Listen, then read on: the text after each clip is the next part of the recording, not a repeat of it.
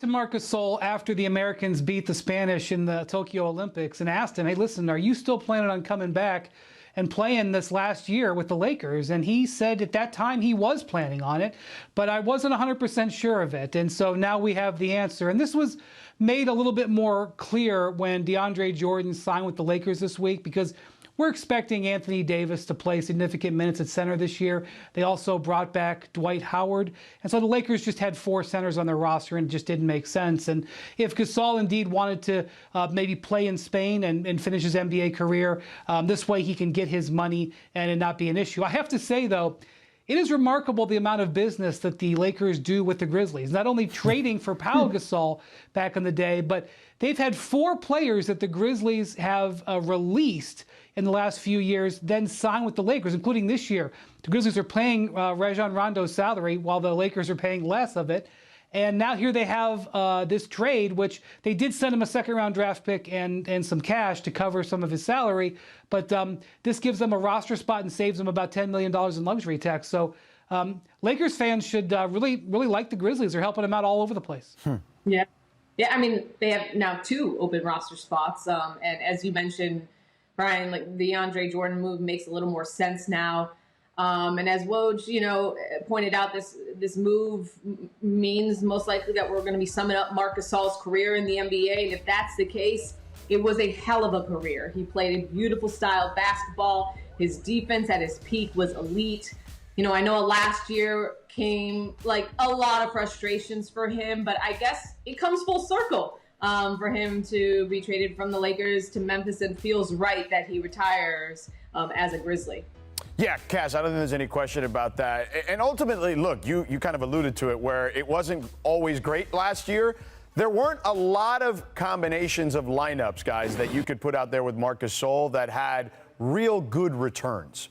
And I was completely wrong on that. Like, I thought, from the high post, he's going to be fantastic finding guys, cutting this, that, and the other. It just never really materialized like it did when he went to Toronto, right? I just assumed that it would be very similar to that particular episode of his career.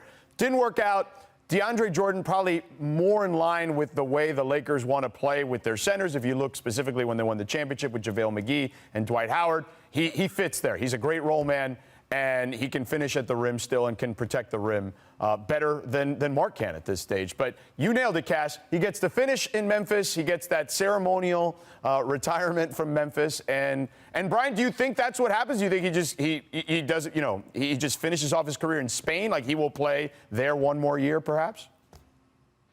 Yeah, I think there's a possibility he's going to play in Spain, possibly with Pau, who played in Spain last year, although it might be over for Pau as well. I have to say, in 2019, he had an absolutely amazing year. He went to the Raptors with that midseason trade and won the title as a key member of that Raptors team, and then went over to the World Cup in China and led Spain to the World Cup title all in the same summer. And it took a lot out of him. And I'm not so sure he was really the same player after that. He really gassed himself that summer. He just didn't have a lot left in the tank. And so I think it's a responsible decision by him, because he's still going to get paid. Basically, the Lakers sort of guaranteed him $5 million to come to them last year. He had other options, and so this is sort of them paying off the back end of it. So he'll get a last paycheck, which will have Grizzlies written on it. And but I do still think he's still got some run with the Spanish national team, but in that last game, he didn't even score. Against the Americans in their biggest game, he didn't even score. So you could tell that his time as a significant player came to an end, but he was one of the great defensive centers of that era. He won Defensive Player of the Year, was an all-star, obviously a terrific career, and leaves with a World Cup gold medal and an NBA ring. What else can you ask for? Yeah, one of the great careers. One thing. Yeah. George, one thing, and maybe Schwartzy can look this up for us.